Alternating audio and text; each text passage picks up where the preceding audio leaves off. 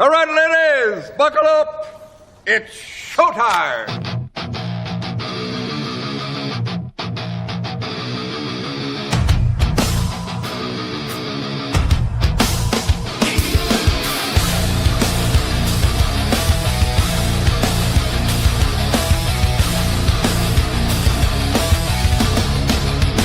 You gave me your loving,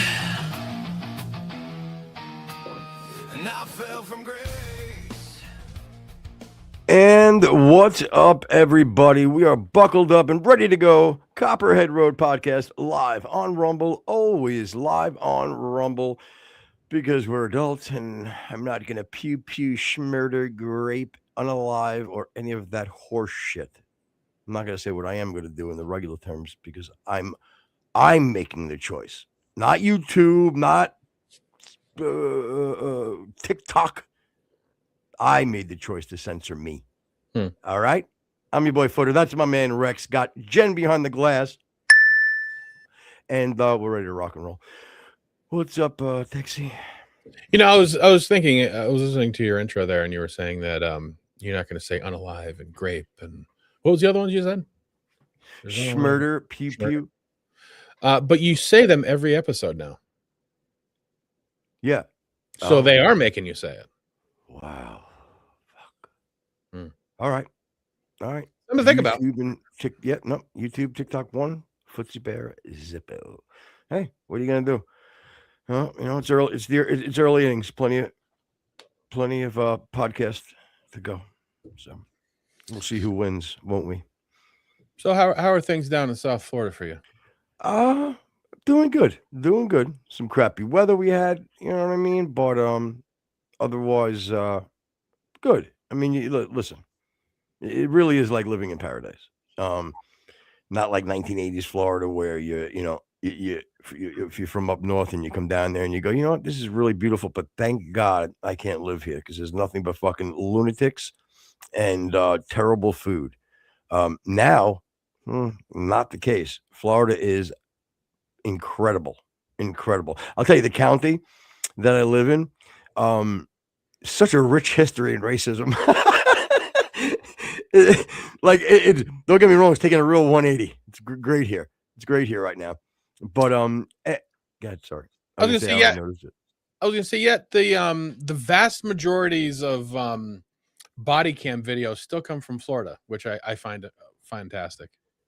Yeah, but well, again, remind me about that. But the thing is, what made me think about this was I was eating at this barbecue place the other day, and on the walls, and it's a very it's an old building, like they've been there for forever, you know. So I was looking at pictures on the wall. It was like almost like that Cracker Barrel vibe as far as but real pictures from the area. Obviously they're all black and white, from the 1930s. Everything from, a guy, captured an alligator to, what the building used to look like, right? And not one black person in any of the pictures in the entire place. 30 black people eating there, you know what I'm saying? Working there, but not one picture. One end. Well, a few. There's a few. Yeah. Yeah. And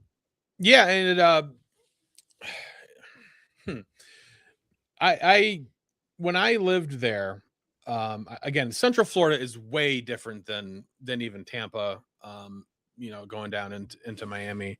And then when you get up into what they call the Big Bend and that area there, that's no reflection on you, Footer.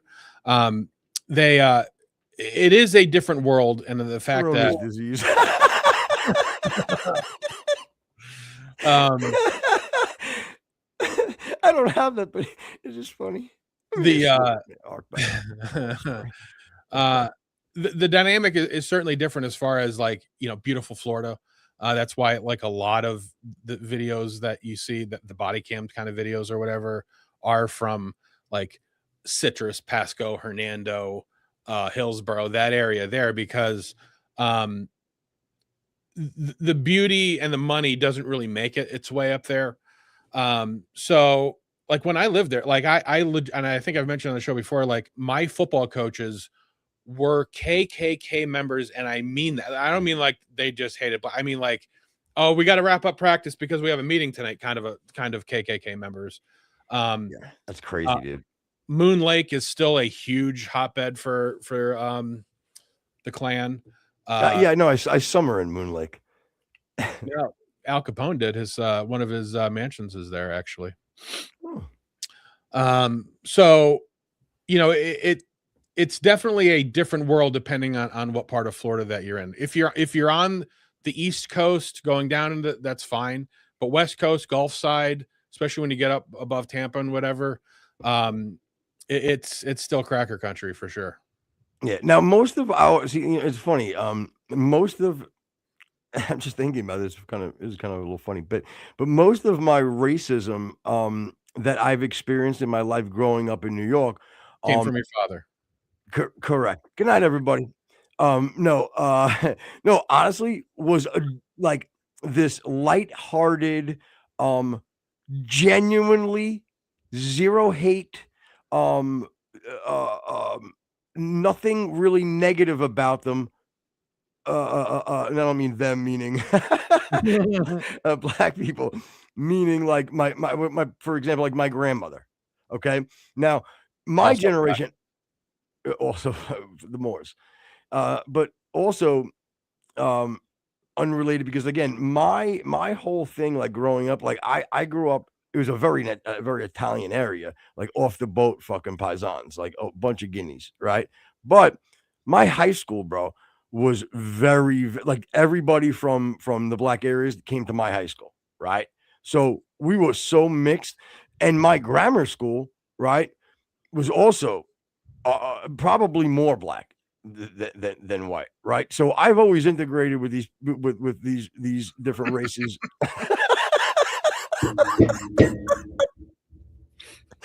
With these different races. I saw you hit the clutch on around the corner. Yeah, I was like, oh man, spun out a little bit. Had to fucking readjust my fucking steering. Back end spun out a bit. But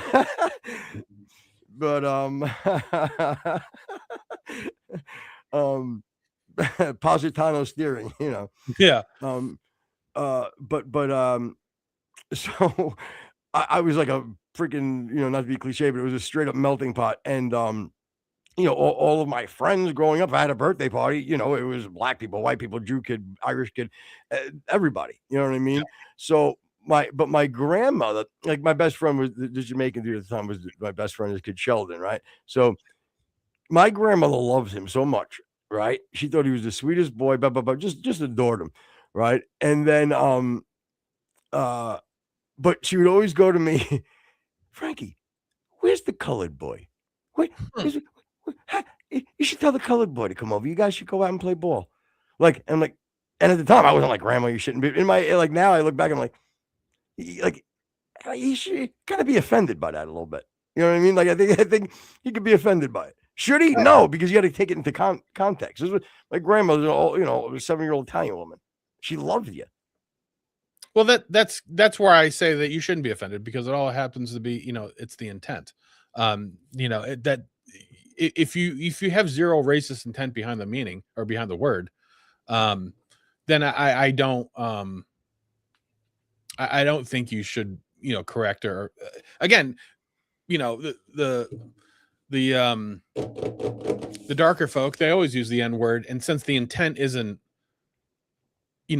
racist, then there's no offense. So it just applies across the board. If you don't necessarily mean it as a derogatory or coming from a supremacist platform, then I don't think that you really have any reason to apologize for it. So yeah.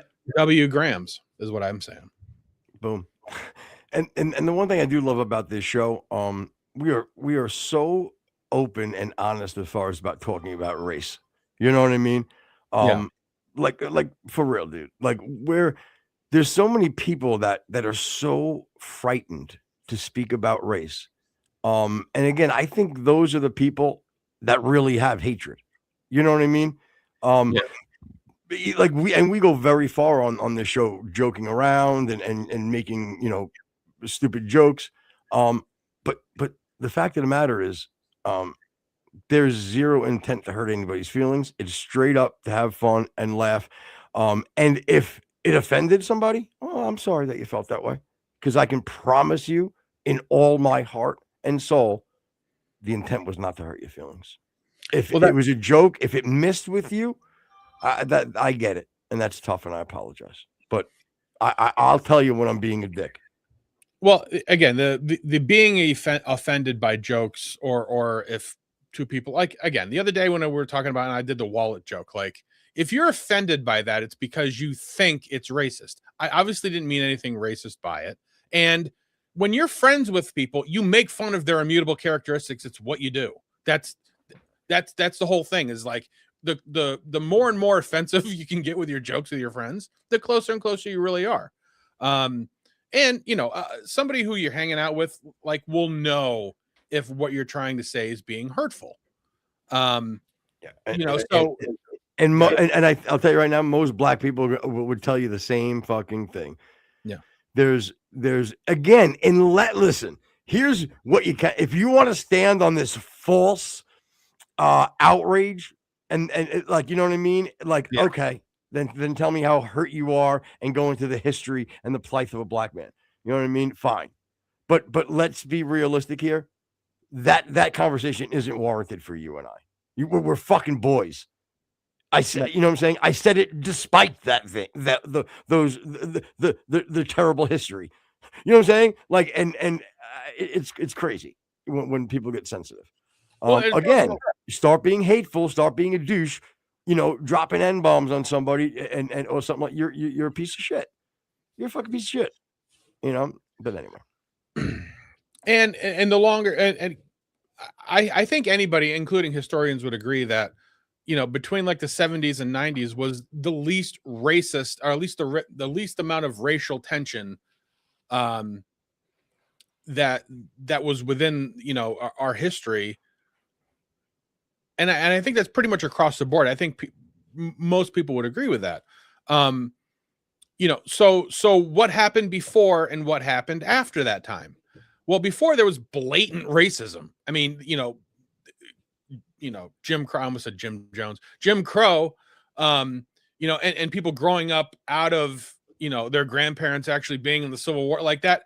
There was a genuine, and maybe it wasn't even hatred. It was just like their way of life was like, of course they're not the same as me. Like, that's how they grew up. So there was genuine racism. Then, when we got into the fucking Jeffersons and the Cosbys and enjoying each other's culture, still recognizing that we had a shared history, a shared common core, but different cultural aspects. That was when it was nice. Then what happened? Then the political powers that use racism as a tool and a cudgel, they politicized race, and they just saw that this division is going to be good for their voting lines. You know what I mean? Yeah. What do they call that there for their demographics? Yeah. Whatever. But yeah. And once they saw that it was on from there. And you know what? It was very easy to do. Very easy to divide race.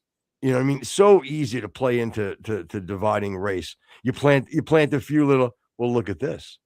Oh, well, look at this. What about this guy? Like, you know what I mean? And you go, fuck yeah. Like the same thing like what we talked about with putting into perspective, like, the Catholic Church, the things that were these priests did all through together, like, is running rampant. And then you look at like, let's go outside the church and go, let's just go to school. Let's go with a sport, a coach. Like, okay, now you look and you go, it's not as much as going on everywhere else. So What are we doing here? Like, you know what I mean? Bad? Yes. Very, very bad. Very, very bad. But again, you have to look at it and put it into perspective. So, well, and when you have a society that has a base common core of values, you can have flexibility. When your population loves the country, loves sports, loves New Year's, enjoys Christmas, even if you don't. And so it's a wonderful time, the seasons, the holidays, Thanksgiving. You know, being a family, going to church, school functions, whatever. When you have those basic sort of tethers to each other, you can have flexibility on a lot of other things, whatever individual cultures or making fun of each other's cultures, those kind of things. Again, all sort of rooted in Christianity, Christian founding, those kind of things. All right. So, Hillbilly Patriot says, howdy, howdy. Hi, Hillbilly Patriot, if that's your real name. What's up, HP? What's up, HP? Good to see you. So when they start sowing division in those core relations, that's when all of this stuff, everybody gets all sensitive and you can't do that. And mom, she's hitting me, that kind of stuff. That's when, the society breaks down. No, it's true. It's true. And again, I think it all started by just me saying that my grandmother loved this, my Jamaican friend, and would say, hey, Sheldon. Yeah, Sheldon, go home and bathe. That's what his mother, we'd be walking down the street, and all of a sudden this Jamaican lady would pop her head, Sheldon, come home and bathe, and tell your boy to go home too. Go on, boy. She give me one of them. Mm-hmm. But anyway, Gramsci's she was definitely not racist. At least she didn't think she was. You know what I mean? She didn't hate anybody. So I got that going for me. Yeah. So one of the things that I wanted to bring up mainly because I knew it would aggravate Footer. In California, again, the hotbed of division and stupid shit and whatever. There's two legislators that are proposing a state amendment to recognize, and I think it's two Muslim holidays as a state recognized holiday. One of them is Eid, EID, whatever. And then it goes into a bunch of words that I don't need to know. And then there's another one. And I ask you not to say it because it's probably going to put some spell on the show of some sort. Because the demonic Islam religion, is trying to infiltrate, and I, my friend, won't allow it. Yeah, and nor should you. So here's Christ, baby. Sorry. So here's the two legislators talking about their proposal, and I'm curious to know if Footer notices anything about them. Watch. Mubarak, everyone. I'm Assemblymember Matt Haney, and we're here at the Islamic Society of San Francisco with an incredible group of community members announcing an exciting bill that we've put forward in the state legislature, AB 2017, which will make Eid. Okay, so This is a great little setup. So I'm excited because, listen, we all know San Francisco has had their problems. You know what I mean? Crime, right? Yep. Shit on the streets, right? Embracing a communist government when they're coming to town, you know what I mean? And a slew of other issues in San Francisco. So this, to me, I feel excited to know that this alleged gay gentleman, and I'm thinking that he is, just like he seems a bit flary. You think? Again, I don't know, but again, it's my feel. And again, if I'm wrong, I apologize. Okay. So I'm excited to this must be great. A bill probably going to take care of at least some of those things, number one. And then probably, like I said, address a slew of the other things that's going on. So this is going to be exciting for the people from San Francisco. And I got to tell you, maybe this is a turn in the right direction. So let's see. Yeah, and I got a little problem with like the overall suit fit. Like the fit is abysmal, like especially because you should be wearing, a nice tailored suit, both of them. And I don't know what freaking Ronnie G's doing on the right, but he looks like he's just in for the long haul. Right. He does look a little. He does. Yeah, a little bit. So anyway, let's get some tailored suit, fellas. You're supposed to be representing somebody. All right, go ahead. A state holiday in California. Right now, too many students are being forced to celebrate what is one of the most holy days for them, or miss time in school, and workers are being forced to miss critical time at the jobs to be able to celebrate something that is one of the most holy days, not just for Muslim Californians, but nearly 2 billion Muslims across the world. This is how we show truly that we are inclusive, that we value diversity. Okay, this guy's speech pattern is starting to piss me off. The halting that we value diversity. Well, he's fucking reading. He's fucking reading a prompter or cards. So he's a fucking bro. You know what? This is my Candace to you, meaning like this enrages me. I'm so, and I don't want to like sound like this fucking hateful lunatic, but I can't stay quiet when like this whole Islam shit is really, it's a fucking problem. And this is not like the me spewing rhetoric of Islam's got a bunch of terrorists, they're gonna blow up the country. Shut up. No, they're not all terrorists. They're all following a demonic religion, a cult. That's what Islam is. It is a cult. And that's my issue as far as like I want every one of those people to come to Jesus Christ and please find the truth and have salvation. So that's where this comes from. Right. Okay. It's not like this twisted ideology of Muslims are terrorists, blah, blah, blah. That would be this like saying the same thing when I say, you know, all priests touch kids. You know what I mean? It's not true. With that being said, they have an ideology that pushes hate and division. And I don't care. You can pull different verses from the Quran, and then you can even pull your hadiths and to explain it, right? And tell me, no, look how it's peace. It's this and that. Okay, and then I can give you 5 other verses that are going to contradict that, and show you where the entire religion is based on this thing of almost works and being, you know, Islam is, and being a Muslim, the word Muslim is to submit to God, is submission, right? Yeah. And that's a very different thing than a message of, let's say, Christianity. And we won't get into that, but my point is, so I want, when I talk negative about Islam, I really want to push and make people understand this is not coming from a hateful place. I hate the religion of Islam. I love the Muslim people. I truly, truly want them to come to Christ. And that's this is where my anger comes from. When I see people like this that want to ban prayer in schools, all of these different things on a Christian part, but yet you want to start making, you know, special holidays or different things. I'm sorry, I just blew the fucking clip, but that's fine. So let me ask you a couple of questions because I'm a little bit ignorant on Muslims and you certainly know better. Now, do they consider Muslim just a religion, or can it be a religion and an ethnicity? No, because there's like there's Iraqi Muslims, there's Palestinian Muslims, there's, you know what I mean?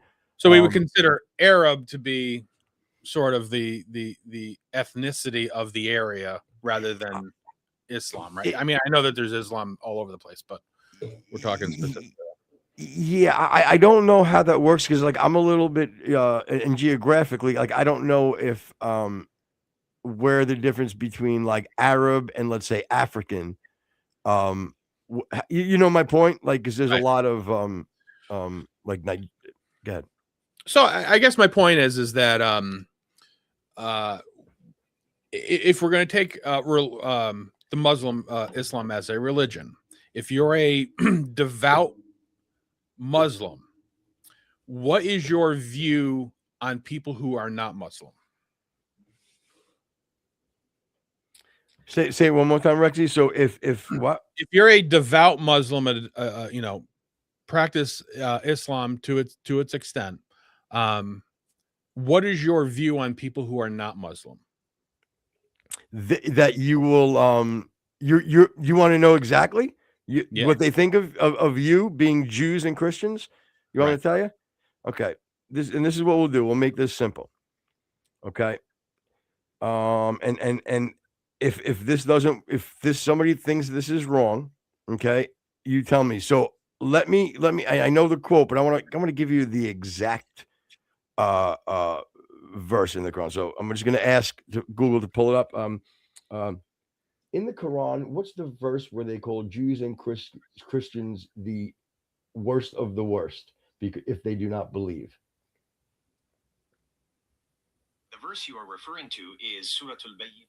There you go, Surah 98:6. The verse is, indeed, they who disbelieved among the people of the book, which is the people of the book of the Jews and the Christians, Yeah. and the polytheists, which were the pagans, right, will be in the fire of hell, abiding eternally therein.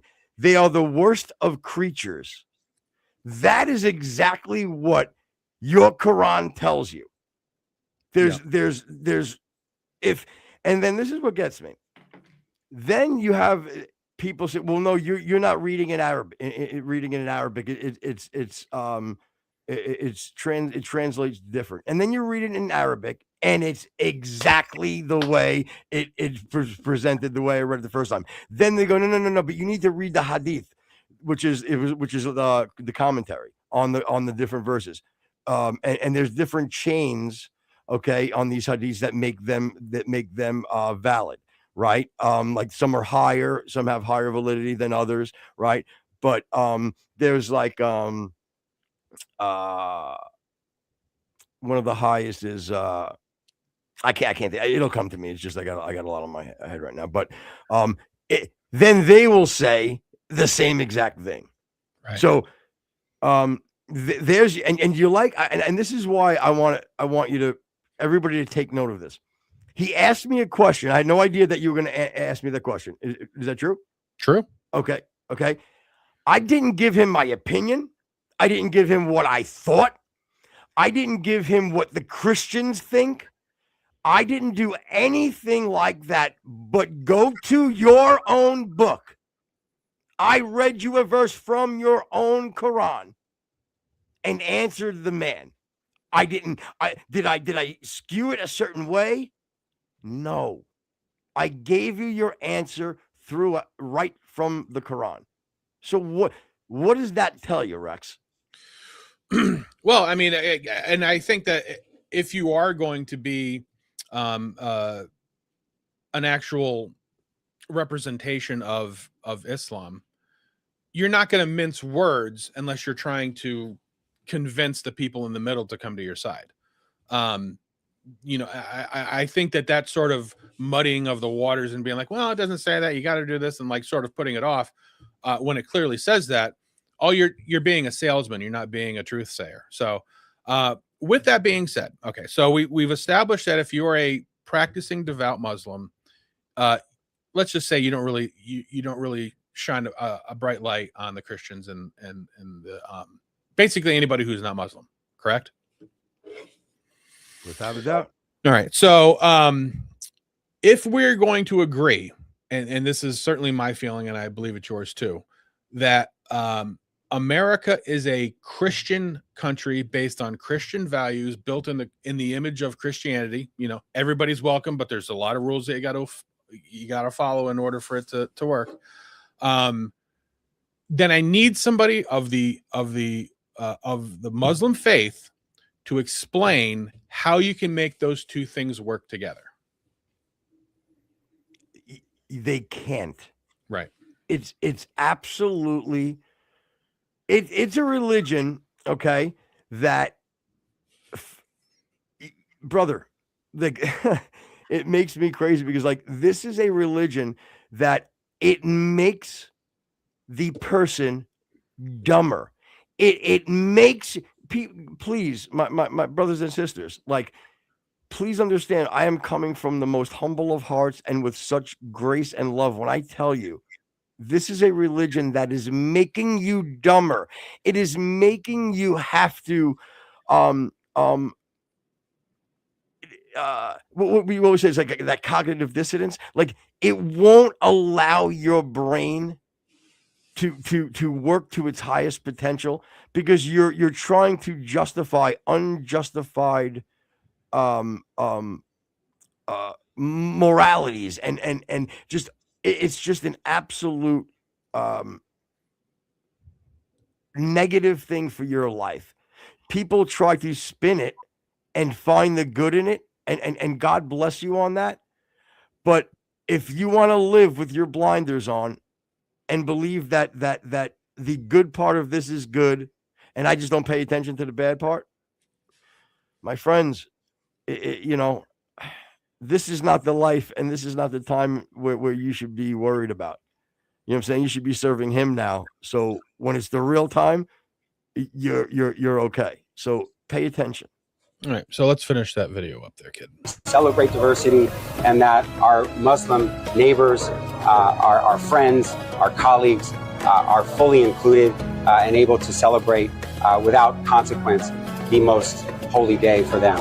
I'm here with somebody who is leading that effort here in San Francisco and is my supervisor and is also the first Muslim American supervisor in San Francisco.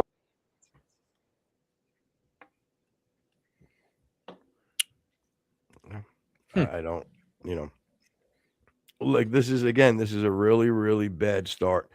And again, there's something called the jizya, right? And that's where, sure, you can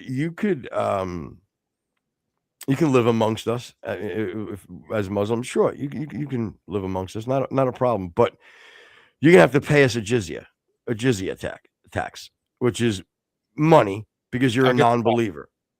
What? I said I'll go ahead and get the cup. Yeah.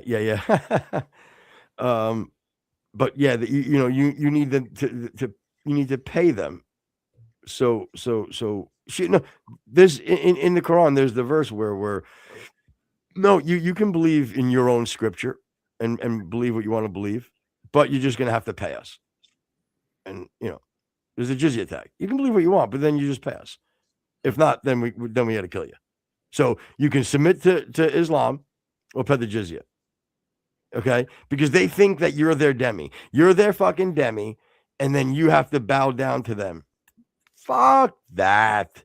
Fuck that. You fake God, Allah. and your pedophile prophet. So farther down the road into this into an experiment in futility, there's a couple of clips from the UK regarding some of the reaction from these self-righteous Muslims that are living amongst the Christians during Ramadan, and this is what they had to say. Yeah, I can smell that. Do you mind eating that somewhere else? I'm fasting. I'm fasting. That's not my concern. Yeah, but I'm fasting though. So why are you out? What do you mean why am I out? If you're fasting, you should be indoors. Yeah, but I'm eating my lunch and you come and disturb me. Yeah, What for? yeah, but I can smell it. So what? It's food. Of course you're gonna smell it. Yeah, but can you not just wait until you get off the Please, bus? don't tell me what to do. You're fasting, stay indoors and don't come and bother nobody on the bus. No, but I'm just saying. I'm eating my lunch. Yeah, but what's your problem? Because you're Sheldon, next go to me. home and bathe. Well, go downstairs. Yep. Do you think you should have manners and not eat inside the Go bus? Stop? downstairs and leave me alone. It's my lunch. Yeah, but, like I said, I'm fasting and I can smell it. That's your business. Stay indoors. What do you mean stay indoors? I need to When go out I and see fast, stuff. I don't go out. Stay Okay. indoors, read your Bible, Okay. and keep quiet. Well, first of all, I don't read the Bible. Second of all, yeah, I can. Rex, can you imagine? Can you imagine the nerve thinking you're his again? This ideology that you're righteous because you follow Islam and everybody else is your demi. That we should be submitting as well. Well, let me tell you, my friend. That's how I really did have that type of attitude. Fucking oldie man foots. Jesus, get off my lawn, spraying at my host. Damn Muslims, bad Muslims. But like, I mean, can you fucking imagine, bro? Can you imagine? Well, it's that line from 8mm. If you dance with the devil doesn't change. The devil changes you, and it is the case. Like you're not going. And I'm not saying that Muslims are devil. I'm just using it as an example. But if you stray too far away from your core beliefs as a country, and you start entertaining this kind of stuff, you're not going to change their opinion. They're going to make you change your opinion. And that's same thing with transgenders, illegal immigration, abortion, all that kind of stuff. The more and more rope you lead out, the more and more you're going to hang yourself. And I'm done with the freaking similes. So anyway, I said I'm done with the similes. I don't mean to keep on going. Well, if you do this, you're going to do this. So Yeah. all right. So here's another one. I don't remember exactly what was this one again. The other short you sent. This was this couple's eating in a fucking restaurant, bro. They're in a restaurant eating their lunch or whatever. And Right. take a look at this fella. Actually, I think the guy in the bottom box there will we'll talk about it. All right. When God wants to make a man. Not her. Not Like that. England, Muslims are now going from restaurant to restaurant during the day, asking people why they're eating and demanding them to stop because of Ramadan. How come you're eating, boss? It's Ramadan, boss. Huh? Yeah, sorry, brother. It's Ramadan. This is no good. Ramadan. Muslim. I know, brother. I'm sorry. You're Muslim, eh? No. You sure? I think so. You are. It's Ramadan now. No way, Ramun. Romania is not Muslim. no Muslim. You sure? Brother, please, yeah, because it's very big trouble, huh? Okay? Please don't be eating in Ramadan. He just set off the bomb. Please, because, really bad. That is an insane video. Can you imagine somebody doing that to someone in America? That would be crazy. That would be a fucking death sentence in America. Like, bitch, what did you say to me? What'd you say to me? Get your Ramaduki out of here, bitch. Yeah. Here's Paul Joseph Watson. Remember the guy who went? Okay. Yeah. I mean, ridiculous. Can you imagine? And remember, if I was just saying this shit and showing you just random little things, right? You can definitely apply. Well, look, Footer, you're just picking out the bad apples. Stop. I've already prefaced everything by saying this, but I'm going to say it again. That's not what is happening. I read you from your own Quran what they say and what I'm trying to respectfully give you the chance and the out to go, this man right here isn't talking to me because he dislikes Muslims and he just wants to put us down and point out all the negatives. No. I want to show you that this is the type of behavior that you see. Now, let me flip it, okay? On a Christian lens. Let's say the crazy Christian, right? That blows away the doctor that's walking out of the abortion clinic, okay? I want to make it very clear, right? That man isn't a Christian. A Christian doesn't commit murder in for any reason. God didn't tell him to do that. That was a crazy person that did that. If you would like to then tell me, well, the two guys in the video that I saw are crazy people, and that's not the norm, then okay. But we both know that's not the case. Well, and even in that short clip there, and I assume that was in the UK somewhere. Yeah. The guy still said, well, I'm sorry. Like, that would not be my immediate reaction. I would be like, go fuck yourself. You know what I mean? So there's already kind of a backing off and a polite kind of a thing that I just would not inherently go to immediately. And, they said, well, could you imagine this happening in our country? I could guarantee it's obviously not a majority, but I guarantee it's a plurality, especially on the left. If that were to happen in an In-N-Out in California, not only would they apologize, they would probably stop eating. You know what? I'll give you one better. And you know what? It's great you said it, because this is going to be my point when you said this, how he reacted. He reacted because it's becoming the social norm in those areas that was him being radical. You know what I mean?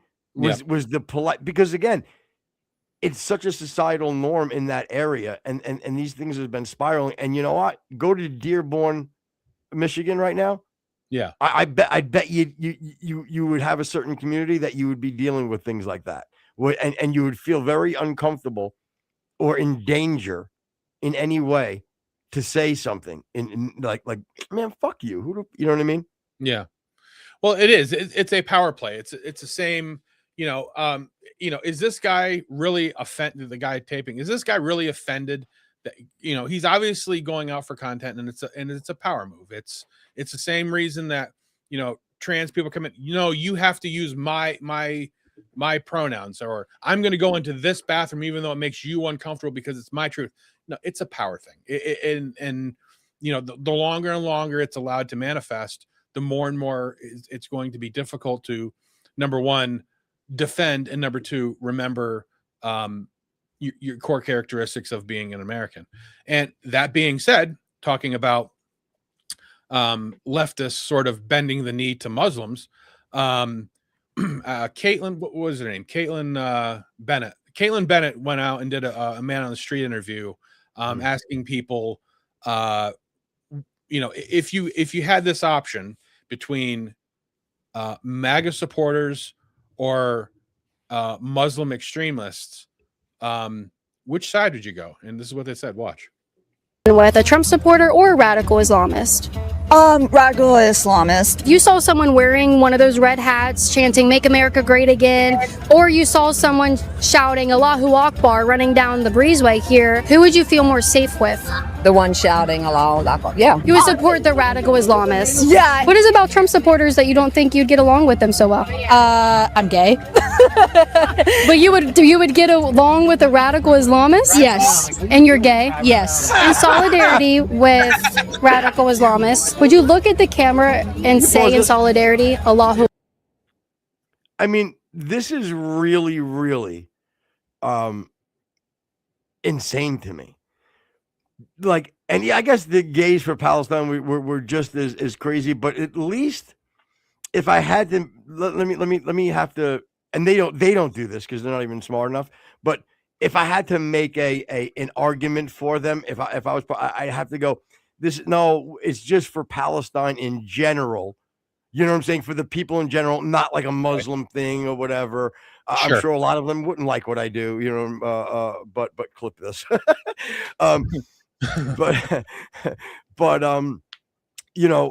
This is a clear, this is like, no. A radical. First of all, she shouldn't have just said yelling Allah Akbar, because that's just, again, it's scary as fuck, because usually follows by absolute fucking horrendous events. But just yelling it, but there maybe have to be a little bit more. But I'm sure it wouldn't change the response of any of these fucking morons, Right. But yeah, but I was gonna say, in your original thing, the overall just being, I don't want innocent people to get killed, with the gays for Palestine, which I think is sort of their core message. That's one thing, but this is definitely a choosing a religion that would fucking throw you off a roof if you were gay, as opposed to a bunch of Republicans that might make fun of how you walk at most. You know what I mean? Like that's, or your pink, or they don't like your pink hair, right? But so it's and if you, and I won't do it now, but if there's anybody in chat or anybody would like me to pull up a Quran verse of just this, on how they would play out. With that being said, hey Rex, can you look up something right now? Let's have a little fun. Let's have a little fun in the middle of this real quick. Can you look up something called Al-Zut? ALZUTT maybe? Mm-hmm. And can you read that definition from your phone? I don't think it's about exactly what you're asking me. It's about the beautiful Prophet Muhammad. Yeah, it's not coming up as that. No problem. Okay, hold on. I'll get you. Tell me the story of Al-Zut and Muhammad. Okay. Let me help you out here. The story usually begins in a neutral setting. Hold on. Nope. Sorry. You're right. This isn't it. Let me see here. Are you looking it up? Yeah, I'm not getting what you're. It keeps bringing up something about Pakistan. Let's see. The Night of El Zut, is that what it is? Yeah, yep, that's it. The Night of El Zut.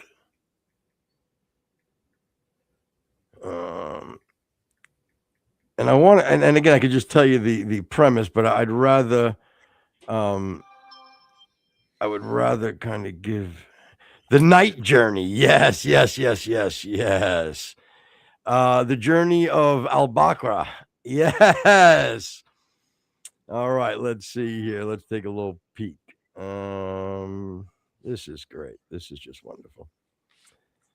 It was described as a long let me see. All right. Well, I can't. Damn it. Anyway, I'd have to look up the actual verse. So I apologize. The story goes somewhat of Muhammad went into the middle of the desert one night. Okay. And there's a little more to the background of it, but in context, these are the cliff notes, the hot cliff notes. So him and his boy, his bestie, went into the desert, and there was a group of people, I forget their names, that were from that area that were known for their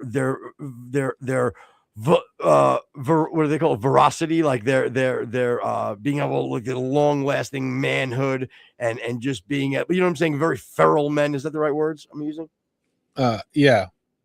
You know, so him and his buddy were in the desert, and he drew a line around like their little camp area, and he told his buddy to stay outside this line, okay, until I come get you. And the story goes that it's quoting that he was telling that in and out all throughout the night, 30, 40 men were coming in, and Muhammad was telling how they mounted him. They mounted your prophet Muhammad. And I believe the term road was used. RODE was used in the story. And if you think I'm kidding, please go look up Al Zut. I can't seem to find it right now, and I do have it in my notes otherwise, but they're not here. They're inside. But look up Al Zut, or even David Wood does a great video on Al Zut. So please look at what your prophet Muhammad. So maybe he would be okay with gays for Palestine. Maybe he would be okay. Maybe these guys are safe, because Muhammad definitely has.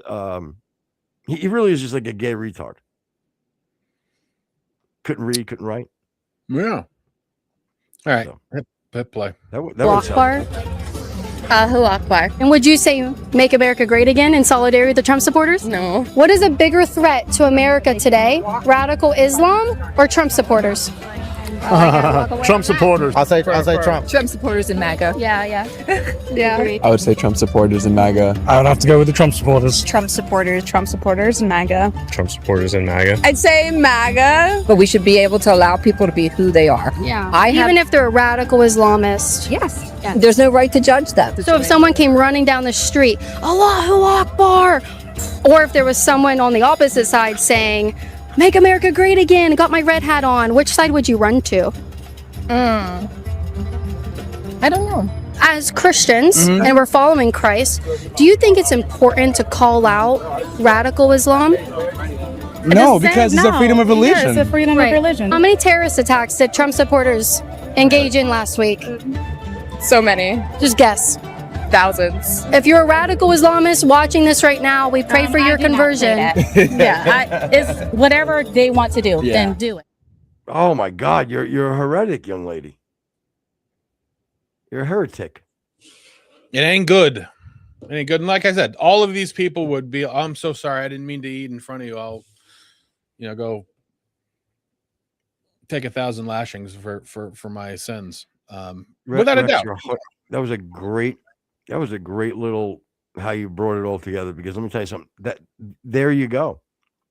That was you just showed the people that that in America would exactly react different than what you saw that one guy react in the restaurant.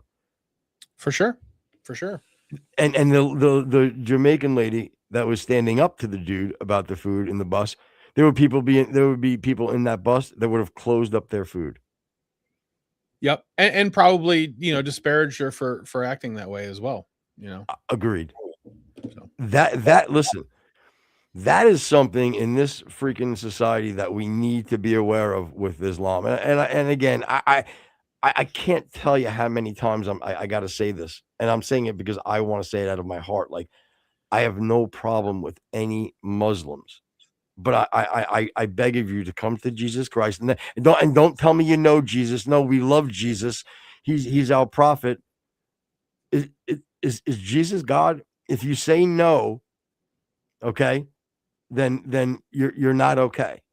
And I challenge you to please open your mind and your heart and ask Jesus Christ to help you get away from the cult of Islam, and to open your eyes and see, because you guys know what they like.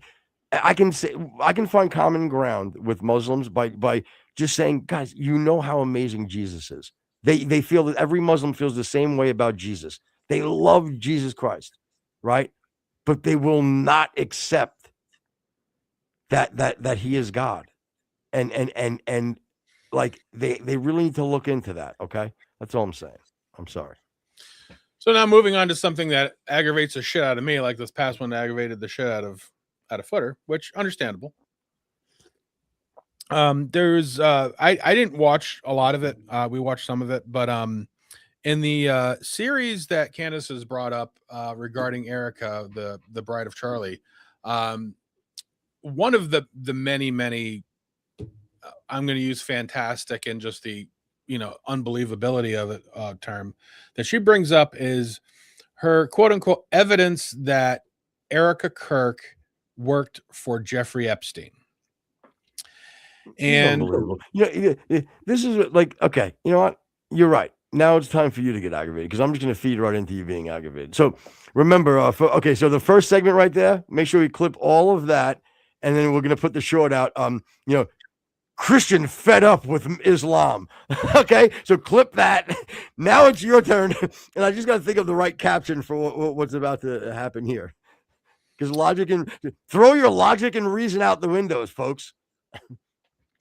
And one of the things that she actually brings up and plays the audio, and we have the audio of it, and you can tell me what you think, is a wiretapped phone call that happened between 2005 and 2006, which would make Erika like 15, 16 years old, if it's indeed her on the call.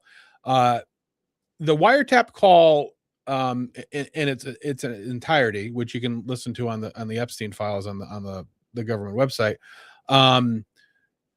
describes a woman, actually two women. One sounds a lot older than the other, and I believe it's the older woman who they say sounds like Erika, discussing getting girls to do massages for Epstein. So let's play that audio now. Hey, what's up? I talked to Jeffrey, and I'm going to his house tomorrow morning, and I'm taking my son. He's gonna set something up for Well, like, what do you think? I don't know. I'm gonna talk to him tomorrow morning when I go to his house about it. How much? Like, would I get paid? Last time.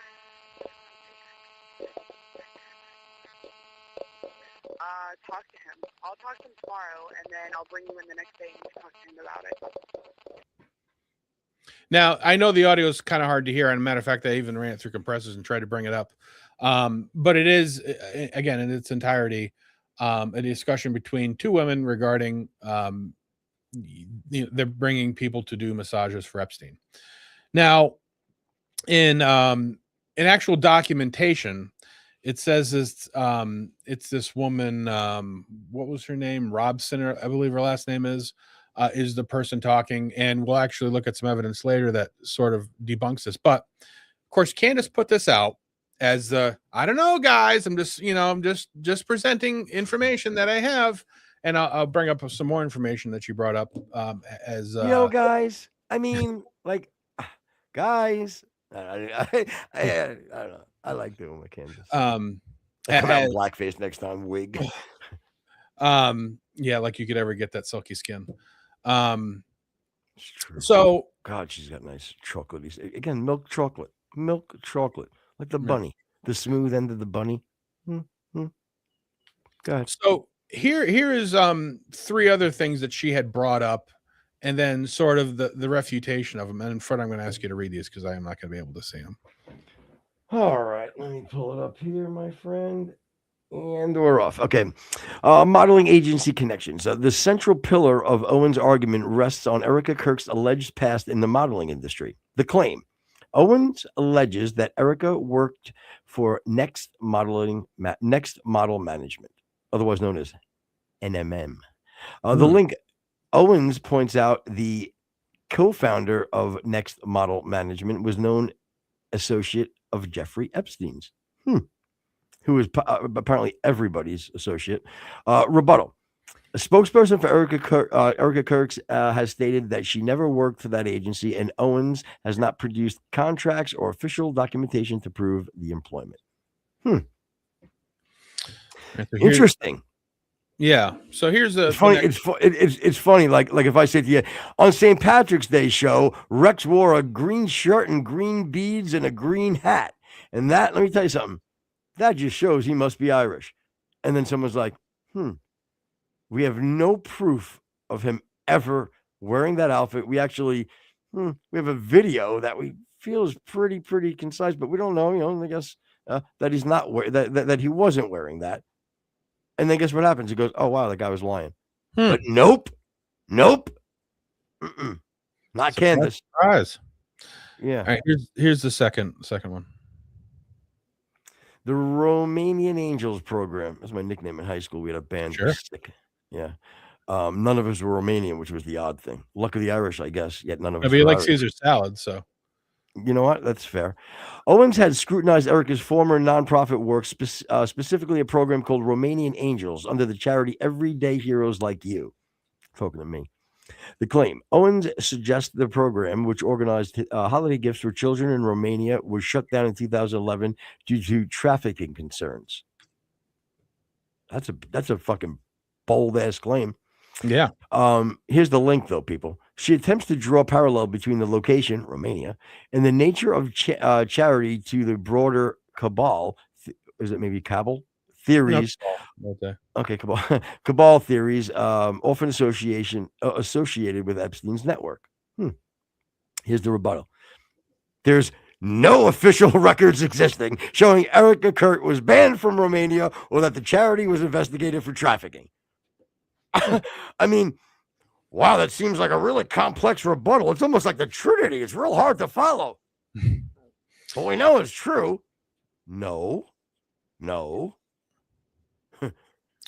Well, there's zero proof in any way right now. Now, maybe it's out in the fucking floating around the ether, fucking in the universe somewhere.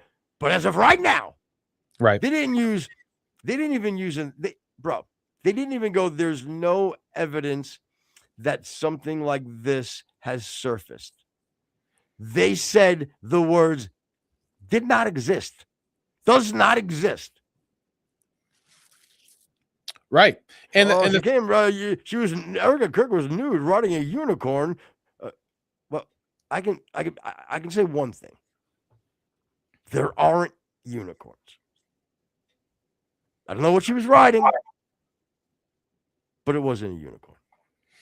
And the fact is like a lot of people, their rebuttal to why these things are true will be, well, if they aren't true, why isn't Erika suing for defamation? And you could say it for Candace, you could say it for Ian Carroll. There was somebody who blatantly put out on X that Like no caveats, no allegedly. This wrote Erika Kirk is a child molester, something along those lines. Like just blatant, obvious, slander. And the argument is, well, if it's not true, why aren't they suing? Well, the fact is that lawsuits cost a lot, and not even in money. You're also bringing attention to it, and you could say, well, bring the lawsuit. Maybe they'll stop. They might, but there also is a higher threshold for somebody who's in the public eye in order for you to even meet the needs of, number one, you have to prove that what they're saying is not true. Then you have to prove malice. Then you also have to prove there's a third one I'm blanking on, but there's and most likely they're not going to have the money even if you do receive some kind of a restitution for what happened. So it's an exercise in futility in order to even do that. So and then times that by at least 1,000. Because again, thank you. You're welcome. Well, that's the other part, is that you have to be able to prove that, and like you said, there's thousands of them. You have to be able to prove that whatever damages you are claiming were the result of this individual in this individual case, and not the thousands of other people that are doing it. So it's not something that's even feasible, and ultimately it's probably just going to be detrimental. So here is the third piece of information that she brings up, apart from the call. All right. The ties via Donald Trump. Owens has leaned into the 6 degrees of separation logic regarding the Mar-a-Lago circle. The claim. She suggests that because Erika met Charlie through Donald Trump's circles, and because Trump and Epstein were once in the same social orbit, Erika was positioned to be vetted or placed by Epstein adjacent figures. Whoa, I said figures. Status. The remains are purely speculative theory with no specific meetings or dates cited. And again, like all these connections. Erika met Charlie through Donald, and because Donald knew Epstein at the same time, there was a social orbit that they were all in, and Erika was positioned to be vetted, and but then they could have just kept going. And to be vetted, they also ordered to dress up like a clown during a children's party. They actually only wanted her to wear purple. They actually, you're just randomly saying shit, with zero proof. And the fact is that she met Charlie, in her late 20s at the very earliest. So, that sort of a connection between, her being a functional part of it would be when she was younger. This meeting would have happened 10 to 15 years after, if it ever did happen, which it probably didn't. And it wasn't Epstein's MO to put either well-rounded or people of notoriety or people with connections in that side of the business. You specifically pick, girls or whatever who, don't have families, don't have ties, can't have money to defend themselves. That's not who Erika Kirk ever was. So even that claim doesn't make a whole lot of sense. She's not the kind of person that a predator like Epstein would have gone after. Just is. Yep. Yeah, no, it was 100%. Damn it, I had a thought that I want to caveat. What did it sound like? I don't know. I can't remember. That's why I paused and I stopped, and here we are. But yeah. I do remember. Yay. All right. Listen, let's just say, for example, later on, we find out this in some way is true. Yeah. I would be extremely surprised. I'd be fucking shocked. Yeah. Quite honestly. With that being said, my whole point to all this, and Rex's whole point to all this, is that Candace is a fucking Fruit Loop. She's a kooky Fruit Loop. And Sounds delicious. This is what I'm trying to get across. Like, this is not even like it's impossible for this even to be true. No. As it stands today, there is zero evidence to support any of the claims that Candace has made, even as of recent, and then even all the way back to the beginning. Is to the older stuff, are there some circumstantial evidence that might be floating around? Is there some validity to some of the things that she has said? Sure.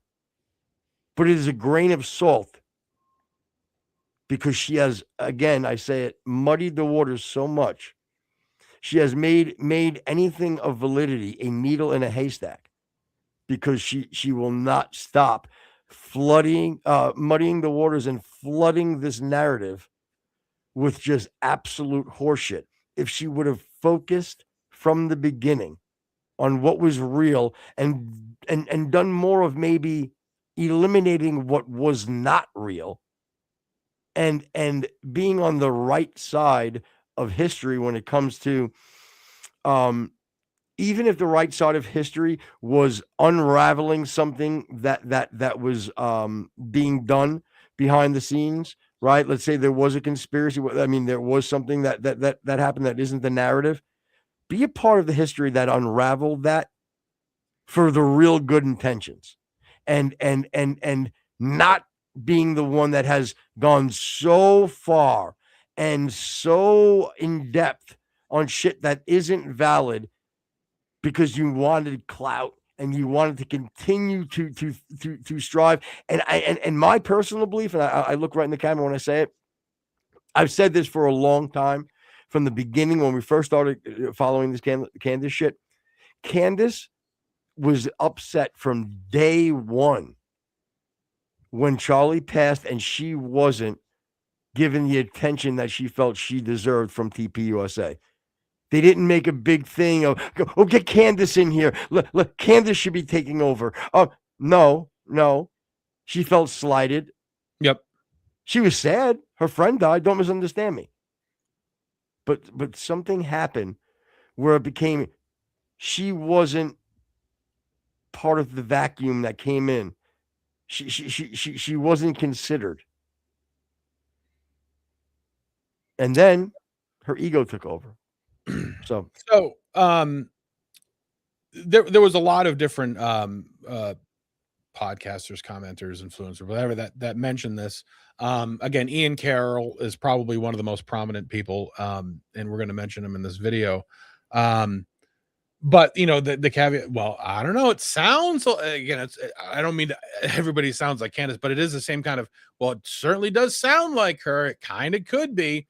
And I particularly picked this one just because the presenter, looks like he's, I don't know, a junior or whatever in high school. And it's all right. He's cute. Go ahead.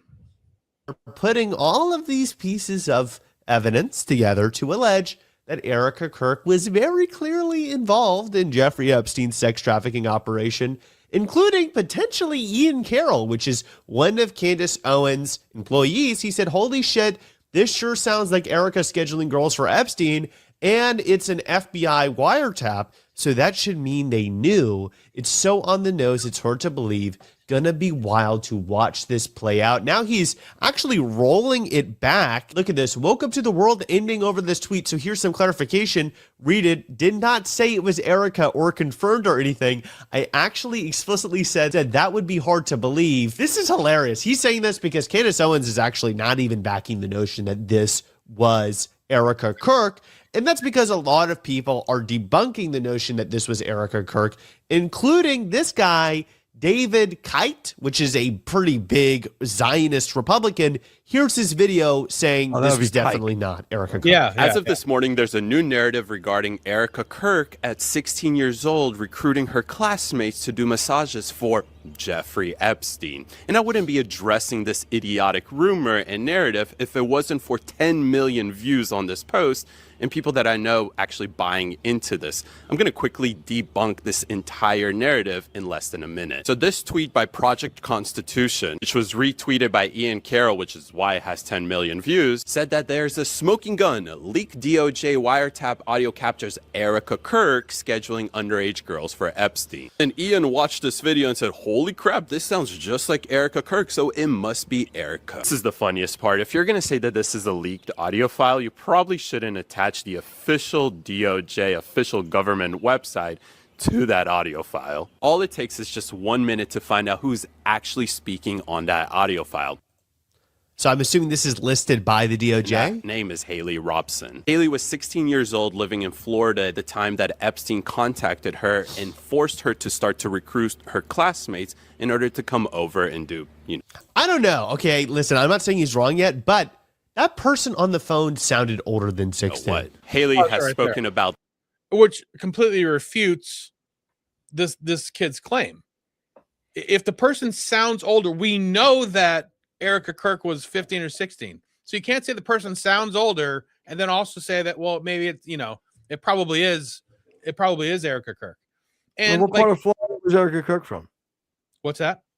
What part of Florida was Erika Kirk from? I don't know. I don't think she was. Oh. And the other funny thing is like, do you realize like how incredibly small the odds are that Candace Owens was able to tie or that the actual event happened, that Jeffrey Epstein, the topic du jour, and Erika Kirk happen to be part of the same thing going on? Like, do you realize how like Lifetime movie that is? Again, throw your logic and reason out the window and leave your comment below, because that's what you're going to do. You know what I mean? That's what they're going to do, man. It's going to be a barrage of Candace lovers that we don't know what we're talking about. That we podcast sucks. All of them, granted. But from your mom, even. Yeah, exactly. Thanks. But to actually believe for a second that all of the things that she says are true, is absolute insanity. So, what? I was just telling production they can. And then your response would be, I didn't say everything that she said was true. Okay, so can we at least start eliminating the things that, if we had to, gun to our head, what we think is true? And then if we can do that honestly, right? And I'll even grant you a few that you could just throw in there for shits and giggles. I promise you, when you look at it, you'd go, not only in a court of law would this not hold up. In my own logic and reason, this is probably not the case. Could it be? Of course it could be. Anything could be. Who knows? But you have to really start to think about what really makes sense. Do I have to marry to that? No. I encourage you not to marry yourself to anything, because it's unraveling. Maybe we'll never know. But stop fooling yourselves and being such sheep and such lemmings and following a woman that is doing nothing but making more and more and more money off of your ignorance. Rage bait, all of it. She's capitalizing on it. Did she love Charlie? Yep. I believe she really did. Was she his good friend? Yeah. I believe it. Not very loving right now. She's come. Is exactly loving. She's rescuing Charlie. She's fighting for his truth. No, she's not. She's not. She has made this entire situation into an absolute shit show. She made it harder to get to the truth. Whatever she believes behind the scenes, she should be funneling that and facilitating that stuff to people that can actually do something. But instead, she fires up the microphone and she spews it to millions and millions and millions and millions of people with zero accountability. You know, and the thing is like, this isn't the only time she's done this. Now, again, no matter what you believe about the Brigitte Macron thing, that is her story, and her evidence is an extreme, fantastic story that, like, most people would like. That just seems like completely out of the realm of possibility. So with that being said, and that being said, so we, you know, there's a pattern of this kind of behavior from Candace. So I did something, and I just out of a curiosity wanted to see what AI would say about this particular question. And I wrote this, and we're going to show you exactly what it came up. And I just want you to tell me if it sounds like anybody that we know. Okay. So I wrote, in the DSM-5, is there a known disorder where someone puts forth theories that are beyond incredible and uses the rarity of the claim to bolster its believability? Because that's really what she does. Like, what's DSM-5?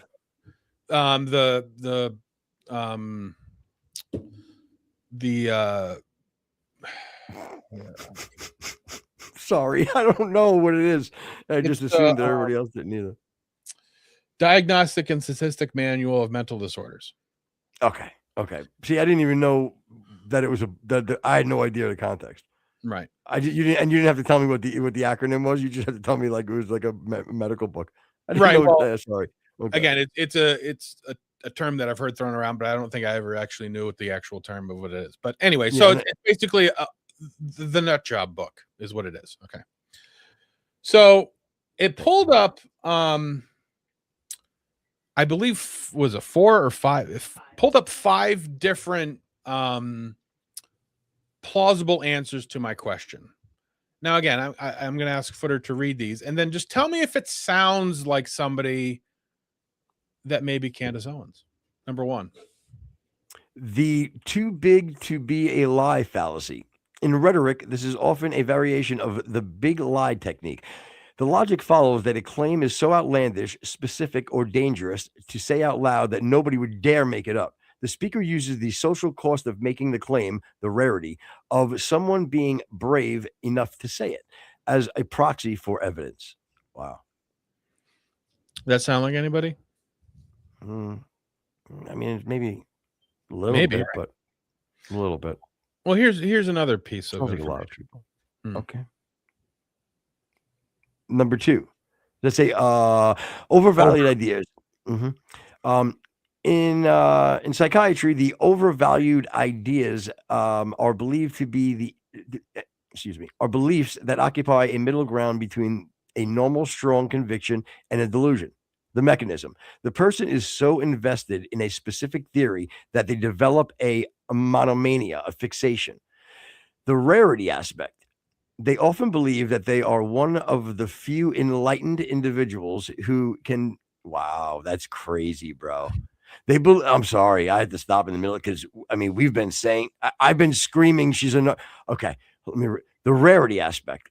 They often believe that they are one of the few enlightened individuals who can see a hidden truth. The fact that most people find the theory incredible or impossible is used as proof that the masses are blind or brainwashed, which reinforces the believer's sense of being a lone truth teller.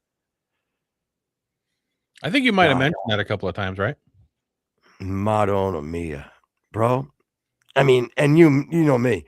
I listen, I'm a dummy, but I tell you one thing that I do fairly well is I'm very good at reading people.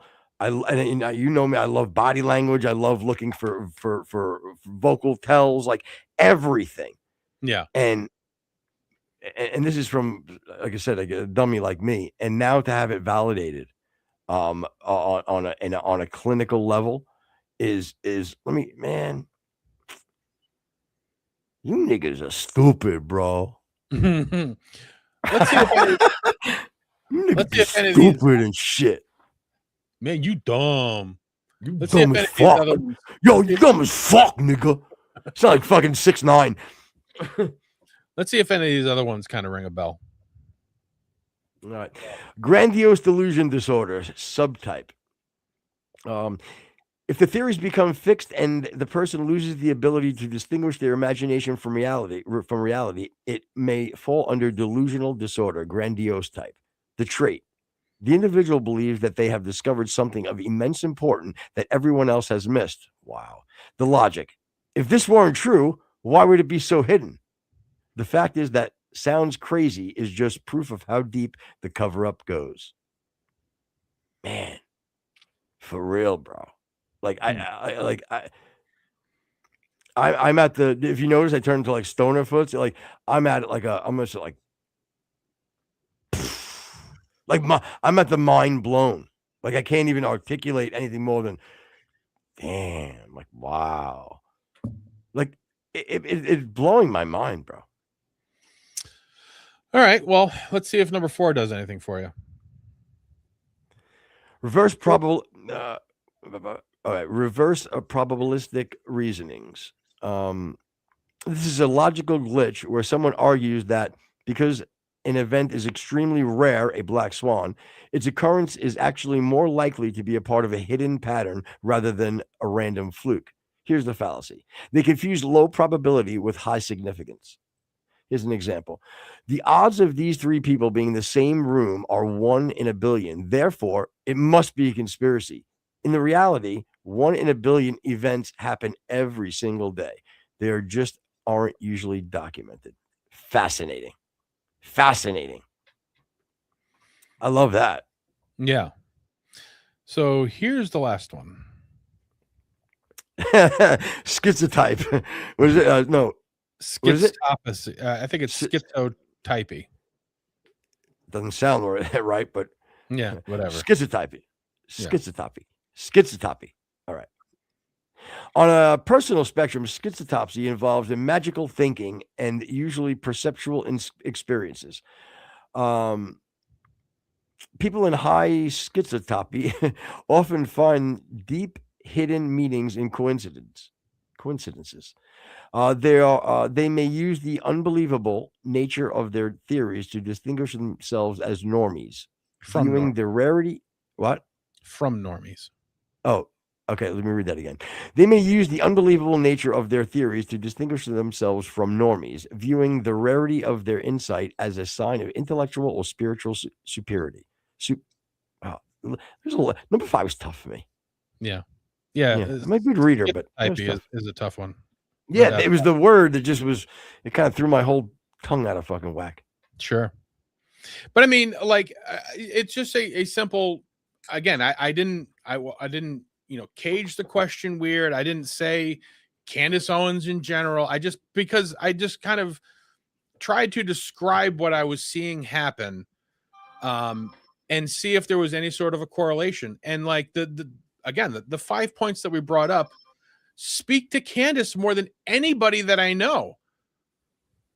I mean, you could also say it about, again, Ian Carroll and what's that one guy that you hate? Well, Kurt Metzger, and Sam Tripoli. That's it.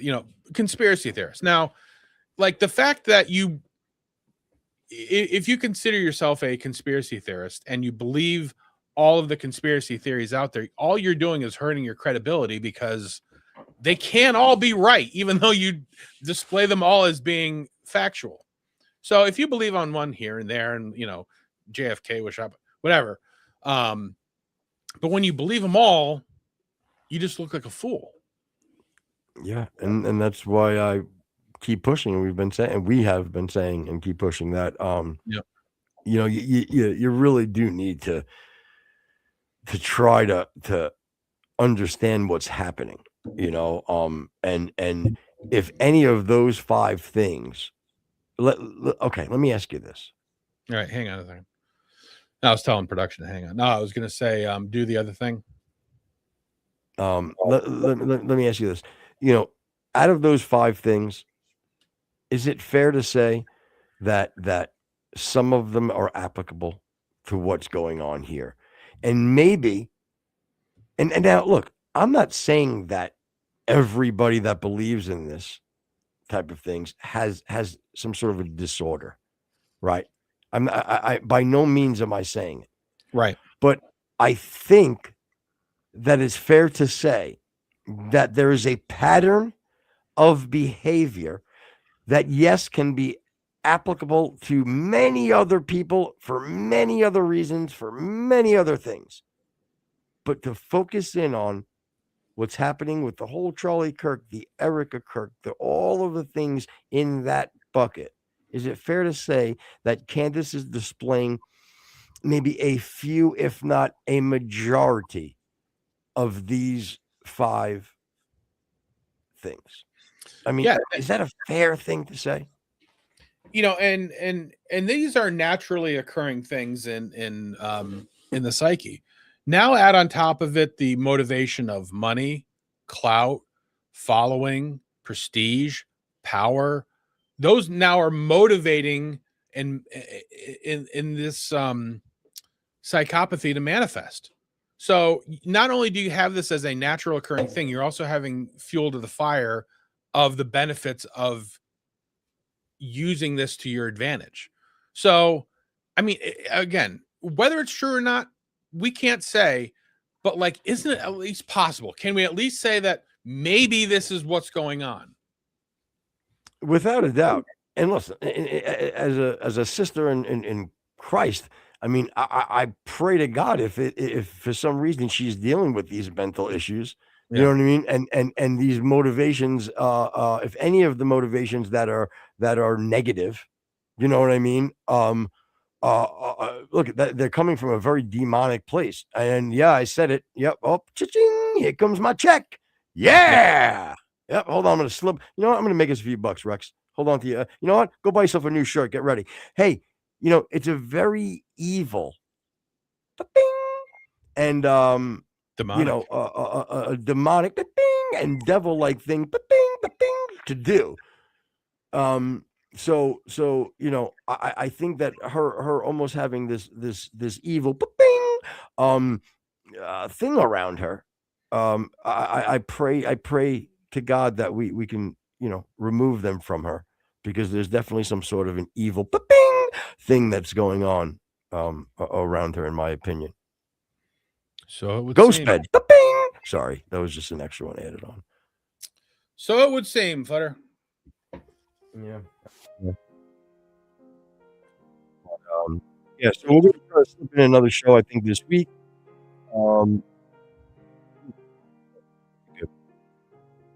Anybody that's out there that wants to comment, jump on, leave us comments, we'll acknowledge them. If you have critiques, we'll make it to a future critics corner, I'm sure. You know what? Make a note, Rex. Next show, I'd like to address, not even if we have to address the comments, I'm going to go back and how I was. Some of the comments are to break it down. They're just, I don't understand the motivation. That's reasonable. You know, you know what? Maybe we do a life in the mind of a troll one show. You know? Yeah, we don't need to know what, but we need to know why. Boom. What makes That's you what I'm tick? saying. Yeah. Yeah, that's what I'm saying. All right, well, thanks everybody for the non-trolls and for the supporters. I appreciate you all. I appreciate the trolls too, because like I said, you give me content. Thank you everybody. God bless. Love yous all. You're listening on iTunes, iHeart, Spotify, YouTube, Twitch. Come on over to Rumble. As a matter of fact, we just started some social medias. Why don't you go on the X, the TikTok, the other things? Follow us. Why am I getting a weird look from production? One has to ask the questions. But other than that, come on over to Rumble, like, subscribe. No, because she's like, what? Hold on. What show are you on? Promotions? we don't promote anything. You threw her for a loop. Come on over to Rumble, like, subscribe. go ahead and get the premium so you can watch all this stuff without ads. And good night, everybody.